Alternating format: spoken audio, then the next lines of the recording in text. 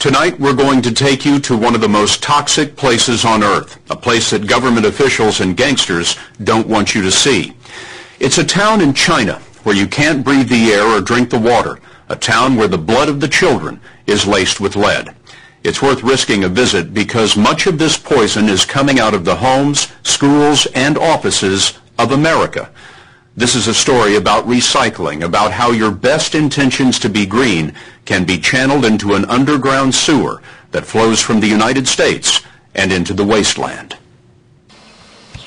That wasteland is piled with the burning remains of some of the most expensive, sophisticated stuff that consumers crave.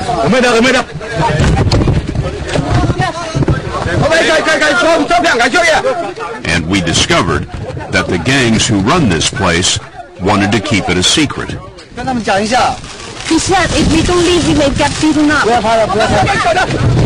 What are they hiding? The answer lies in the first law of the digital age. Newer is better. In with the next thing and out with the old TV, phone, or computer. All of this becomes obsolete electronic garbage called e-waste. You know, my computer seems like such a smooth, clean machine. What's inside it? Lead, cadmium, mercury, chromium, polyvinyl chlorides. All of these materials have known toxicological effects that range from brain damage to kidney disease to mutations, cancers. Alan Hershkowitz is a senior scientist and authority on waste management at the Natural Resources Defense Council. The problem with e-waste is that it is the fastest growing component of the municipal waste stream worldwide. What do you mean fastest growing? Well, we throw out about 130,000 computers every day in the United States. In the United States alone? Correct. And we throw out over 100 million cell phones every year. And here's what that looks like.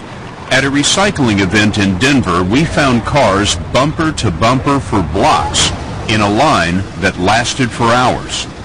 Most folks in line were hoping to do the right thing, expecting that their waste would be recycled in state-of-the-art facilities that exist here in America. But really, there's no way for them to know where all of this is going. The recycling industry is exploding, and as it turns out, some so-called recyclers are shipping the waste overseas where it's broken down for the precious metals inside. Executive Recycling of Englewood, Colorado, which ran this event, promised the public on its website, your e-waste is recycled properly, right here in the U.S., not simply dumped on somebody else. That policy helped Brandon Richter, the CEO of Executive, win a contract with the city of Denver and expand operations into 3 western states.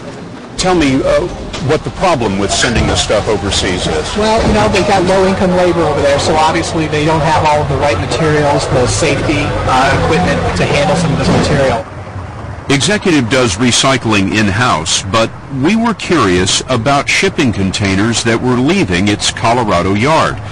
We found this one filled with monitors. They're especially hazardous because each picture tube, called a cathode ray tube, or CRT, contains several pounds of lead. It's against U.S. law to ship them overseas without special permission. We took down the container's number and we followed it to Tacoma, Washington, where it was loaded on a ship. When the container left Tacoma, we followed it for 7,459 miles to this place, Victoria Harbor, Hong Kong.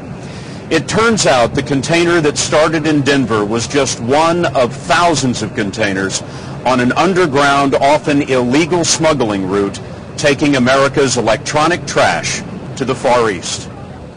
Our guide to that route was Jim Puckett, founder of the Basel Action Network, a watchdog group named for the treaty that's supposed to stop rich countries from dumping toxic waste on poor ones.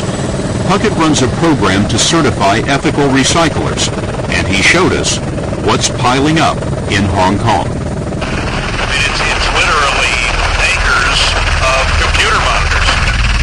Is it legal to import all of these computer monitors into Hong Kong? No way. It's absolutely illegal, both from the standpoint of Hong Kong law, but also U.S. law and Chinese law. But it's happening.